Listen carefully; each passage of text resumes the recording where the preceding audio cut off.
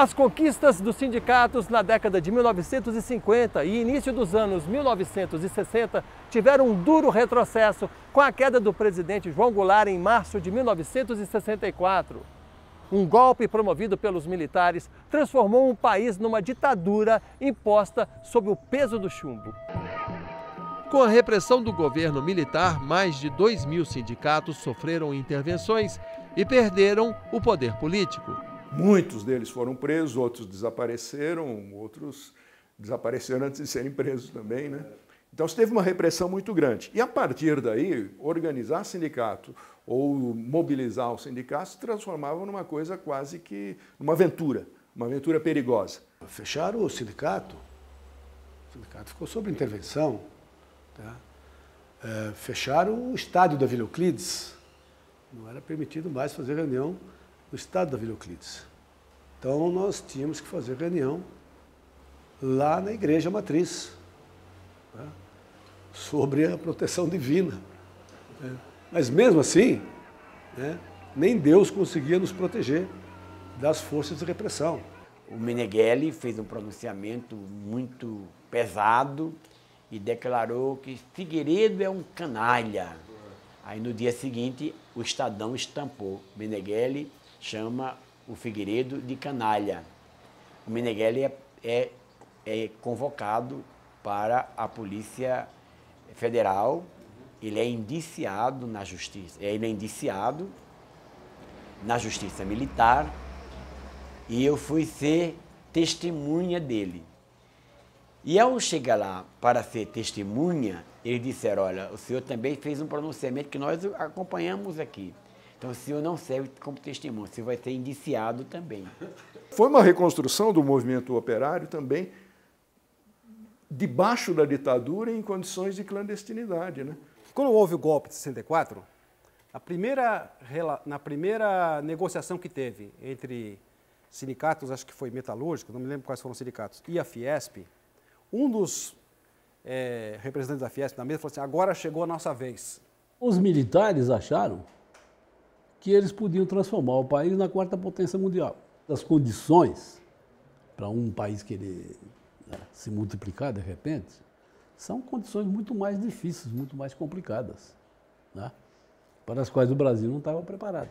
Tanto é que eles endividaram o país. Um país que apresentou até os anos 79, 80, uma das experiências mais bem-sucedidas de industrialização, embora não de melhoria da estrutura social, ele vai entrar juntamente com vários países da América Latina e outros poucos da Europa na chamada crise da dívida externa. No final da década de 1970 e durante os anos 1980, os operários tinham péssimas condições de trabalho e viviam o arroxo salarial. Em vez de negociações entre empregados e patrões, era o governo quem decidia os reajustes de salários nas indústrias, sempre inferiores às perdas da inflação. Pega a inflação, aplica um corretor matemático lá, o reajuste é este, o limite é este. Então, de certo modo, tinha uma limitação estatal, digamos assim, para a negociação. Os trabalhadores só podiam receber 80% da inflação. Sim. Quer dizer, na lei, imagine isso. Não existia negociação, né? A negociação não era um fato na vida da categoria, de nenhuma categoria. A ditadura não permitia concretamente negociações. O trabalhador de chão de fábrica, de um trabalho mais desqualificado, ele vai ganhar próximo do mínimo e a desigualdade entre os trabalhadores, ela se expande em vez de reduzir, como vinha ocorrendo até os anos 50. Grande parte dos metalúrgicos era formada por migrantes, pessoas mal preparadas com baixa escolaridade. Muitos moravam em favelas e cortiços. Era de mineiros, interior de São Paulo, que vinham no interior sem nenhuma experiência industrial.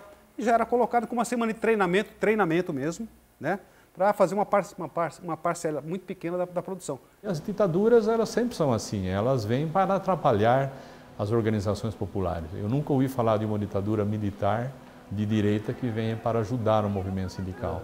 Mas mesmo tendo atrapalhado, tendo cerceado, muitos sindicalistas foram assassinados pela ditadura, a estrutura sindical permaneceu. E com a redemocratização, O movimento sindical volta com tudo, mais ousado ainda, mais organizado ainda, com mais força de luta, com mais representação, o que acabou, inclusive, criando um seleto grupo de trabalhadores das indústrias com um poder de compra bastante razoável, que permanece até hoje. Mesmo com a repressão da ditadura militar, com a proibição das greves por lei, o sindicalismo classista e independente do ABC paulista toma iniciativa contra o poder do chumbo. É o que você verá no próximo bloco.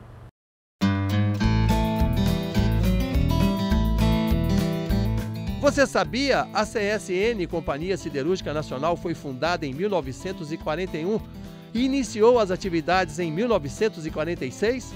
A fábrica de aço foi determinante no processo de industrialização do Brasil, pois supriu as necessidades das primeiras grandes indústrias do país. Foi o período mais rico da história do movimento sindical brasileiro.